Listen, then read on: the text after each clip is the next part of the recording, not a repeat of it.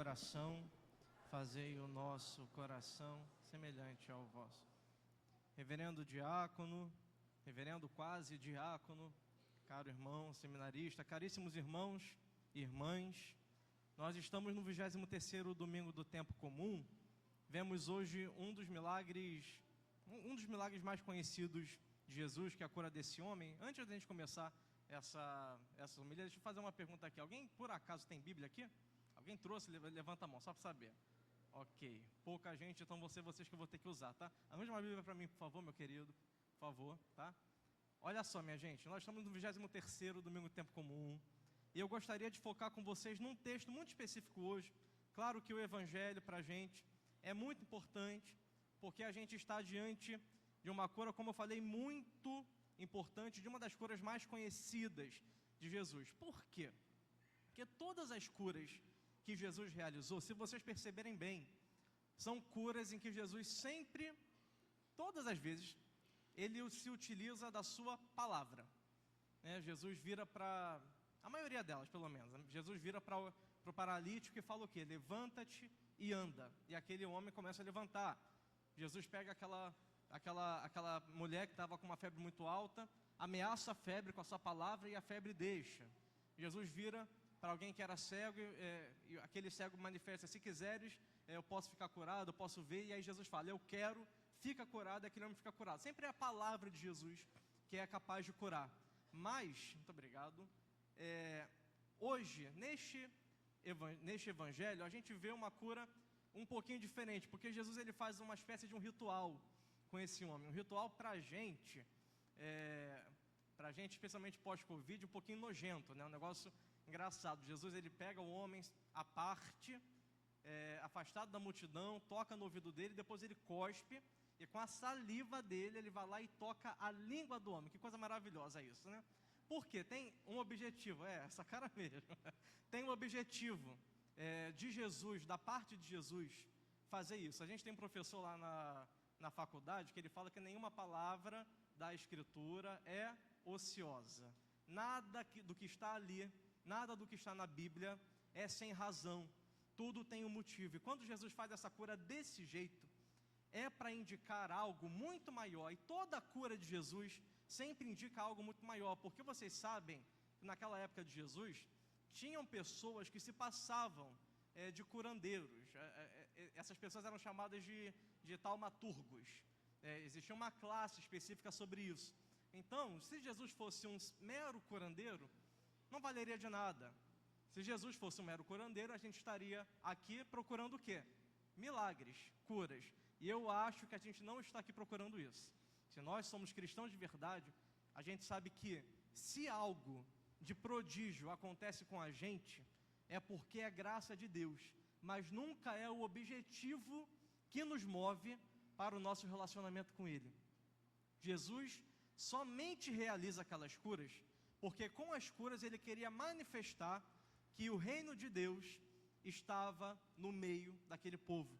Havia chegado o tempo de remissão, havia chegado o tempo, o dia do Senhor, o dia de salvação com a presença de Jesus Cristo, Ele que é verdadeiramente o próprio reino de Deus encarnado. Quando Jesus pega a saliva dele, coloca ali na língua do homem, é para ele manifestar que aquela cura que aquele homem recebe sai de dentro de Jesus, faz parte do ser dele. Tem um outro milagre que isso acontece que é muito bonito, que é aquele milagre da hemorroísa. A mulher, ela está no chão, toca a orla do manto, e aí Jesus para ele fala o quê? Eu senti que saiu de mim uma força. Ou seja, toda cura é porque, é claro que Deus pode curar, a gente não está aqui negando isso. Se você tem alguma coisa pela qual você tem rezado, a saúde, alguma coisa de alguma doença, é claro que Deus pode te conceder isso, a gente reza, a gente suplica que Deus possa realizar. Mas isso nunca é o objetivo central da nossa fé. Isso é secundário, porque a graça maior é essa força, é a vida de Jesus que cura, que sai de dentro dele. E é isso que é manifestado nesse evangelho de hoje, é manifestado no milagre da hemorroísa. O que importa no final das contas é a vida de Jesus, é a vida de Deus dentro da gente. Já começou no nosso batismo e que a gente precisa todo dia cultivar, alimentar. Se a gente entende muito bem isso, a gente vai entender hoje qual é a importância essencial da primeira leitura. Aqueles que estiverem comigo, podem pegar aí Isaías capítulo 35, porque essa leitura para a gente hoje, ela é um presente, a gente sabe disso. Eu vi que tinha muita gente com o celular aberto, deviam estar acompanhando a liturgia diária. Pode pegar pela liturgia diária também, não tem problema não. Mas eu vou pegar a tradução da Ave Maria, porque a gente consegue um pouquinho mais de mobilidade aqui para poder trabalhar esse texto. Isaías 35, que é a primeira leitura de hoje. No título da Ave Maria está escrito assim: Felicidade dos tempos messiânicos. O que importa a gente saber? Só um parêntese aqui antes da gente entrar no tema, que é uma curiosidade, tá? Os primeiros 39 capítulos de Isaías, eles são considerados como a maioria deles escritos antes do exílio da Babilônia. Isso é uma informação importante para essa homilia. Por quê? Vocês sabem que o povo sofreu 2 grandes exílios, 2 grandes momentos de escravidão. Primeiro, o maior deles, mais conhecido, que é a escravidão no Egito, que o povo foi libertado, aquilo que a gente celebra em toda a Páscoa, que a gente recorda a libertação do Egito. Aquele êxodo foi um êxodo catastrófico para a história do povo. Por quê? O povo saiu, foi libertado, só que praticamente em momento nenhum o povo agradeceu a Deus o fato de ter sido libertado. O êxodo, o tempo lá no deserto, foi um tempo de profunda e angustiante murmuração, reclamação da parte do povo. Reclamava que não tinha comida, Deus mandava pão. Reclamava do pão, Deus mandava carne. Reclamava do pão e da carne, reclamava que tinha sede, Deus mandava água. Reclamava de Moisés, reclamava de Josué, reclamava de tudo. Era um êxodo para a fé do povo bastante esquisito. Uma caminhada no deserto, bem difícil, baseada principalmente nas necessidades materiais do povo, e que por conta disso, porque o povo estava mais preocupado com isso do que com o fato deles estarem indo para uma terra em que manaria leite e mel, a terra prometida, aquele povo começa o seu deserto, vive no deserto, numa profunda reclamação diante de Deus. Só que tem um momento, o povo entra em Jerusalém, o povo na verdade entra na terra prometida, começa a se instalar ali dentro, e aí pouco a pouco, conforme a instalação do povo vai acontecendo, vai crescendo um sentimento no povo, de um profundo nacionalismo. O povo hebreu era um povo muito nacionalista. Eles tinham essa consciência de ser povo muito forte, o povo eleito de Deus. E aí o que acontece? Eles vão lá, constroem o templo era uma tendinha, aí começa a construção do templo, aquela coisa toda, um negócio grandioso. Oh, meu Deus do céu, o templo que era o local, basicamente, que manifestava a presença de Deus, até o dia, lá no ano 86 do antes de Cristo, correto? Em que o povo é invadido pelos babilônicos, pelo povo da Babilônia, Nabucodonosor, vem o templo ser destruído e são deportados deserto adentro para a Babilônia, segundo grande exílio do povo. A tribo que foi para lá era a tribo mais numerosa, que era a tribo de Judá. Poucas pessoas não eram da tribo de Judá, então eu preciso utilizar bastante dessa informação para vocês. Se vocês estão comigo, como eu falei, os primeiros capítulos até o 39 são escritos antes do exílio. Esse daqui, ele está colocado errado dentro da Bíblia, tá? Ele está posicionado errado dentro de Isaías, porque na datação dele, é muito mais provável que ele tenha sido escrito durante o exílio, já lá para o finalzinho, mais ou menos 40 anos depois do exílio da Babilônia. O povo só vai ser libertado 50 anos depois, lá no ano 538 antes de Cristo, 586, 538. 40 anos após o exílio, mais ou menos, antes de ser libertado, o povo escuta essa profecia de Deus que nós escutamos hoje. A profecia vai dizer o seguinte: o deserto e a terra árida se regozijarão. Estão acompanhando comigo? Isaías 35, o deserto e a terra árida se regozijarão. A estepe vai alegrar-se e florir como o lírio. Ela florirá, exultará de júbilo e gritará de alegria. A glória do Líbano lhe será dada, o esplendor do Carmelo e do Saron, será vista a glória do Senhor e a magnificência do nosso Deus. Vocês que estão acompanhando com a liturgia diária, a leitura começa a partir desse terceiro versículo. Eu li até agora o versículo 1 e 2. Qual é o fato? O povo está dentro do exílio. Eu não sei se vocês já tiveram a oportunidade, tá? Um outro parênteses aqui, que é maravilhoso isso, de ir num presídio para visitar, não um prisioneiro específico, alguém que você conheça, mas visitar os prisioneiros. Vá lá, assim como você às vezes vai no cemitério, né, para visitar os mortos, né, fazer alguma oração lá, é um exercício de piedade, é também um exercício de uma obra de misericórdia, a gente visitar aqueles que são prisioneiros. Não sei se vocês já tiveram oportunidade de ir num presídio. Alguém já foi aqui alguma vez? Não, nunca. Façam essa experiência alguma vez na vida, é importante, é legal, tá? A gente vê muita dor lá dentro, né? Muita gente se converte dentro do presídio, a maioria deles vira crente, a gente sabe disso, mas tem alguns católicos ali, e aí existem algumas missões que o seminário às vezes faz, não sei se vocês já fizeram de ir lá, e não sei se vocês já tiveram a oportunidade de conversar com um presidiário que foi preso injustamente. É um negócio muito interessante. Por quê? Eu conversei com uma vez, e assim, a gente vai todo vestido de padre, mesmo sem ser padre, então todo mundo é padre no final das contas, né? Ô, seu padre, não sei o quê. A gente para lá para conversar, dá uma palavra, e aí às vezes alguém pode querer te puxar para conversar. E aí a pessoa fala o seguinte, teve uma pessoa, lembro dele até hoje, virou para a gente, para o nosso grupo, falou o seguinte: o seu padre, é o seguinte, eu fui preso injustamente. Eu dei crédito, porque tanto tempo já preso, eu não tinha poder de libertar ele, eu acho que ele sabia muito bem disso. Ele contou um pouquinho da história dele. Eu fui preso injustamente, falou algumas coisas muito fortes, tá? É um exercício de fortaleza você estar ali dentro, para entender a história. Ele falou algumas coisas muito fortes, e aí ele falou o seguinte, eu lembro dessa frase até hoje: eu estava no lugar errado, na hora errada, conhecia as pessoas erradas, e aí ele fez assim, e eu tinha a cor errada.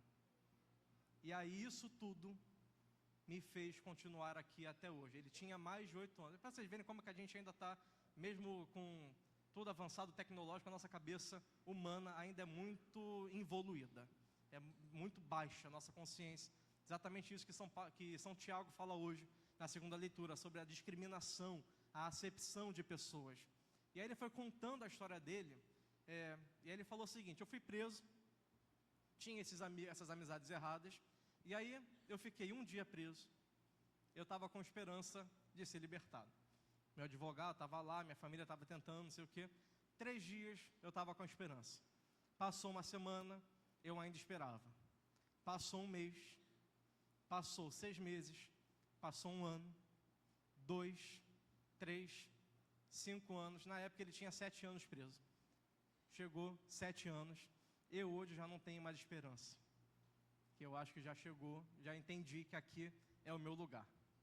Vocês imaginem a história do povo hebreu, que estava lá na Babilônia deportado, há 40 anos, no momento que essa profecia é escrita. A situação do povo era desolação, depressão, era uma situação de falta de compreensão dos projetos de Deus. Em primeiro lugar, porque eles tinham a consciência humana, equivocada logicamente, de que Deus havia abandonado o povo.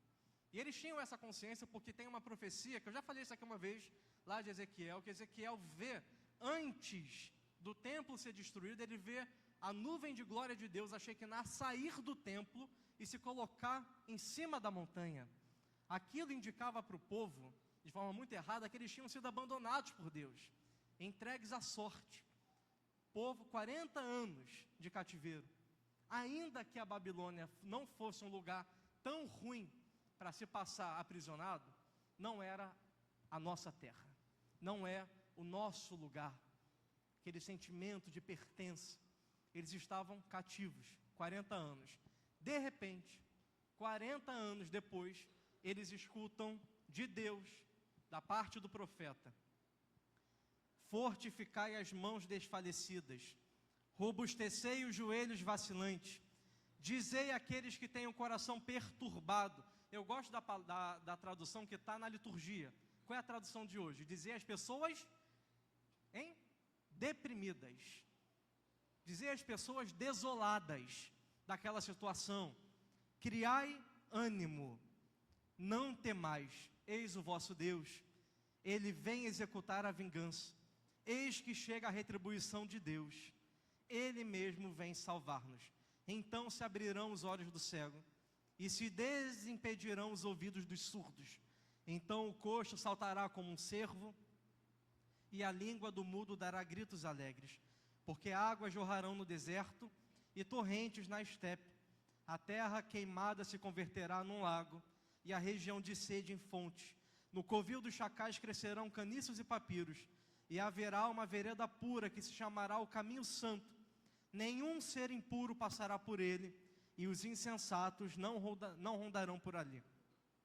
Nele não se encontrará leão, nenhum animal feroz transitará por ele, mas por ali caminharão os remidos, por ali voltarão aqueles que o Senhor tiver libertado.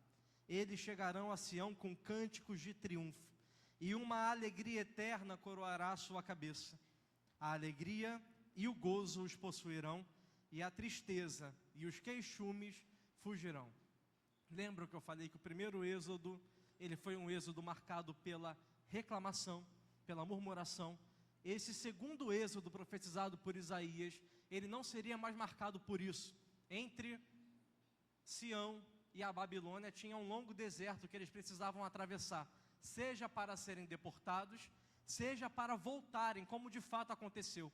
Mas esse êxodo de volta para Sião seria marcado por um momento de triunfo, por glória, por cânticos de exultação, porque o povo iria compreender, iria ver o deserto florir, iria ver jorrar águas dentro do lugar de secura, iria ver as estepes ficarem verdejantes, iriam ver os animais saltitando, o povo saltitando como os animais com alegria, porque ali estavam caminhando aqueles que foram remidos. É claro que essa passagem aqui, a gente vê plenamente cumprida na vida de Jesus, e é por isso que ela está na liturgia de hoje. Jesus dá a vista aos cegos, Ele faz os surdos ouvirem, é exatamente isso que a gente viu. Mas se Jesus realiza esses milagres, é porque Ele quer comunicar para a gente um transbordamento de vida, muito maior do que qualquer cura que você possa receber, muito maior do que qualquer situação de mudança material que você possa verificar. Porque às vezes a gente pode tentar procurar Deus, porque, Deus, eu estou aqui, meu Fiat Palio, todo quebrado, eu quero um Jeep Compass, todo bonito, completo, ano 2024, o negócio, não é isso que baseia a nossa fé. A nossa fé é baseada num transbordamento de vida eterna, de vida perene, que é promessa de Deus, que talvez você ainda não esteja vendo, porque essa profecia é escrita 40 anos depois do exílio. No momento que essa profecia é escrita, até o momento em que o povo vai ser libertado na Babilônia, em que o rei Ciro vai proclamar o momento de libertação, vai proclamar que eles podem voltar. Do momento desta profecia até a libertação, vão correr ainda 10 anos. Não é imediato. E é isso daqui que eu gostaria que vocês entendessem. E aqui a gente já encaminha para o final. É promessa de Deus. A vida perene, o transbordamento de vida, as águas que vão jorrar no deserto, no momento de secura, é transbordamento de vida, é promessa, mas não é imediato, demora, geralmente, muito geralmente, demora tempos. Todos os milagres de Jesus, a gente vê pessoas que estavam naquela condição há anos, Hemorroísa, quanto tempo? 12 anos. Esse homem aqui, muito provavelmente, não se fala quanto, mas ele era um homem surdo que falava com dificuldade. Você sabe que esse negócio de surdo-mudo não existe, né? Porque se a pessoa já nasce surda, ela obviamente vai ser muda, porque ela nunca ouviu som nenhum, então ela não reproduz.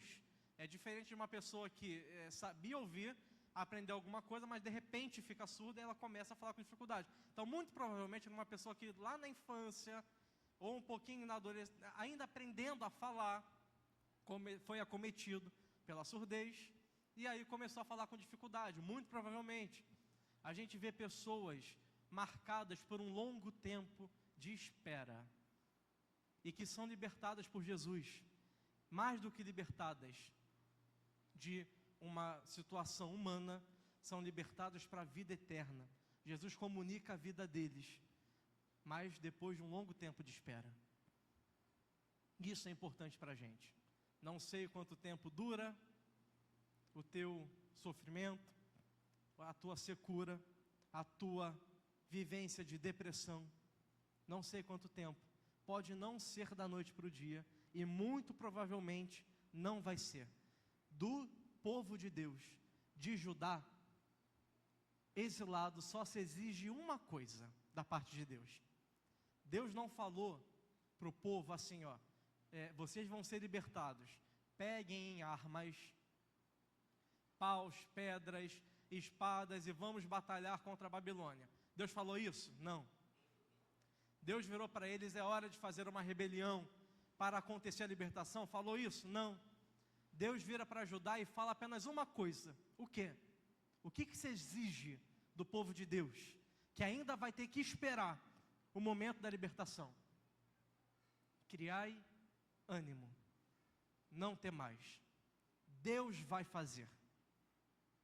A nós resta criar ânimo e não temer. Criar ânimo e não temer. Meu querido, cria ânimo. Não tema, cria ânimo. É a promessa de Deus, é a herança de Deus para cada um de nós. É exatamente aquilo que nós rezamos hoje na oração coleta da missa. Nós pedimos que Deus, que nos adotou e nos redimiu como filhos e filhas, nos concedesse verdadeira liberdade e herança eterna.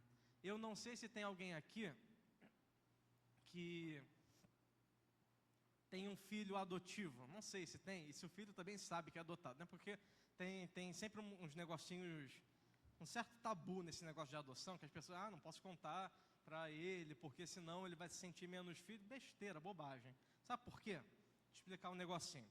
A adoção é um negócio maravilhoso, porque você pega uma criatura que talvez possa ter sido rejeitado pelo pai e pela mãe, talvez possa nem ter conhecido o pai e a mãe, possa ter passado por alguma situação muito traumática. Você pega essa criatura e você fala, você agora é meu filho, legalmente. Não existe diferença nenhuma entre o filho que sai do ventre e o filho adotado. No papel, não existe diferença. Se você tem uma herança, aquilo que é destinado ao filho do ventre, é também destinado ao filho adotivo. Por quê? Porque foi adotado. Porque a adoção significa assumir para si alguma coisa que antes não era. É uma graça maravilhosa. Todos nós andávamos errantes, perdidos, ovelhas como pastor, sem pai, sem mãe, sem nada, nas trevas. Deus nos tomou, nos redimiu e nos adotou como filhos. Filhos, adotados, é verdade, mas filhos. Ele é o único, unigênito, o gerado, é o que veio do Pai, é o Filho. Toda a herança pertence a Ele, mas a cada um de nós nos foi dada a mesma herança, a herança de vida eterna, a herança de perenidade, de glória. Por quê? Porque você foi adotado, porque Deus quis, e você não tem nada para fazer, porque Deus quis, você, do jeito que você está, essa criatura aí, tá? Pecadora, cabeça dura, que está vivendo a secura, mas Deus quis, Deus te adotou e te deu a herança é dele, mas foi dada para você. Então, pelo amor de Deus, cria ânimo, tende coragem, cria força, não tenha medo. Por quê? Porque você vai ver o momento do florescimento do deserto. Pode demorar, é verdade, mas vai acontecer. É promessa de Deus. E se é promessa, a gente vai ver cumprir. A nós resta esperar, tomar ânimo e criar coragem. Não sei o que vocês prepararam para ofertório, tá? Mas a gente canta aquela musiquinha. Eu acho que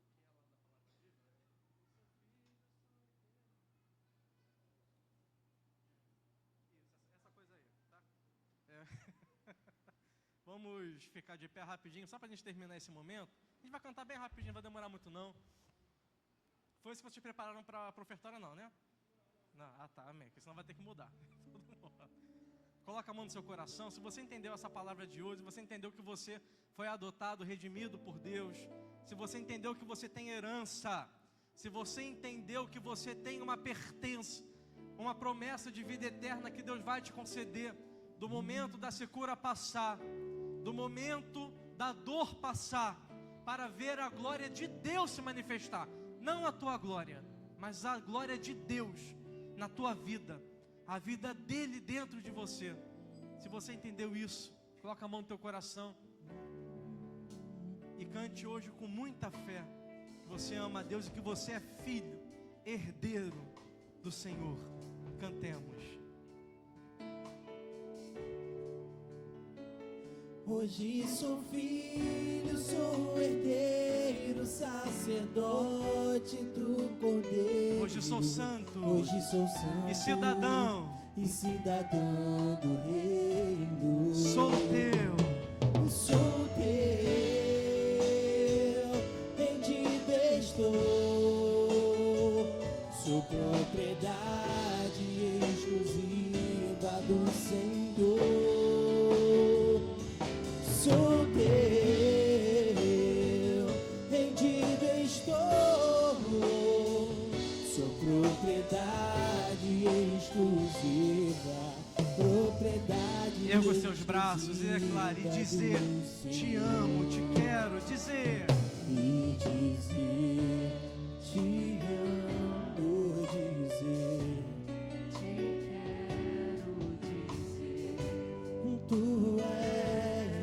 Tu és o meu maior tesouro, dizer, te preciso dizer, te pertenço, eu fui comprado por teu sangue precioso. Canta com força, com fé, igreja. Hoje sou filho, declare. Hoje sou filho, sou herdeiro, sacerdote do Cordeiro. Hoje sou santo e cidadão do reino. Eu sou teu, rendido estou, sou propriedade exclusiva do Senhor.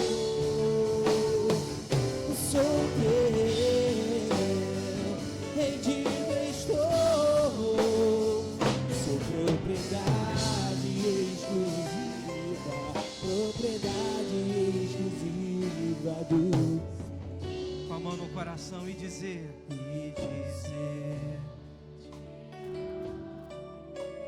a igreja Te quero, tu és, dizer,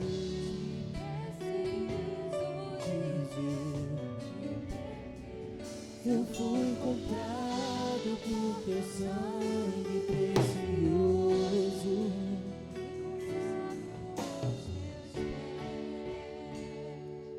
toda honra, toda glória ao nome de Jesus, nosso Senhor, aquele que nos abriu as portas do paraíso, da eternidade, nos deu vida nova, vida eterna, e hoje sela conosco a promessa de perenidade.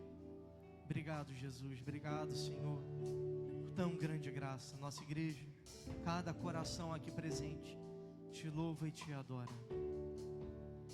Glória ao Pai, ao Filho e ao Espírito Santo, como era no princípio, agora e sempre. Amém. Creio em Deus Pai Todo-Poderoso,